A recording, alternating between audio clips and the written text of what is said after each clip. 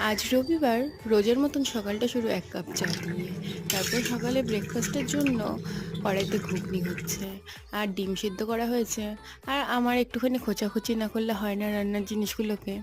তারপর একদম দোকানের মতন ডিম ঘুগনি দিয়ে ব্রেকফাস্টটা হয়ে গেল। আর ডিম ঘুগনিটা যদি আর্ট হয়, এগুলি হচ্ছে আর্টিস্ট। এক গাদা বাসন তারপর মেজে নিয়ে বাজারের থলেতে দেখলাম তালের শাঁস। তালই ছিল, শাঁস আর কিছুই ছিল না।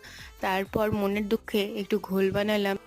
তারপর ঘোলটা খেয়ে নিয়ে দুপুরের রান্না উনুনে চাপানো হলো।